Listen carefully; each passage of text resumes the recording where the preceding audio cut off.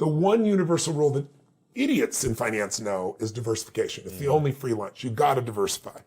Because if you put all your eggs in one basket, no matter how good the basket is, one day that real estate market, that stock market, that bond market, that collectibles market, whatever you invest in, Ray Dalio showed me statistically, it'll drop 50 to 70% on a day.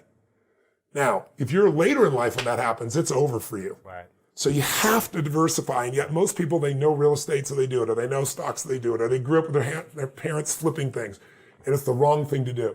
So you've got to diversify in order for you to be able to truly succeed, and that's why when you own a business, if you put all your money in your business, which is what most of us do naturally, a lot of risk.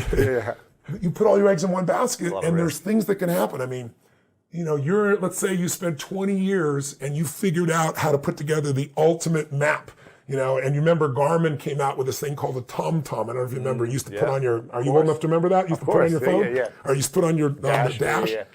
Cost $100. It was a breakthrough. They were making like 100 million or something. Or they were. 6 months later, what happened? The iPhone came out with Google Maps. These little bastards, excuse my French, came out with it, put Google Maps, put their own map on here, and it costs how much? Zero. What's that going to do to your business when someone takes your product or service and gives it away for free?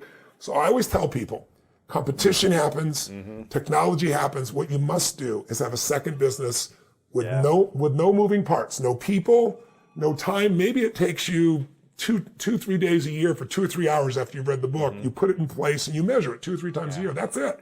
Go on with your life. Now, if there's a trouble in your business, you're financially set. In my life, I have 31 companies now. We have, you know, what do we have? 1,200 employees, 7 different industries. We do $5 billion in sales.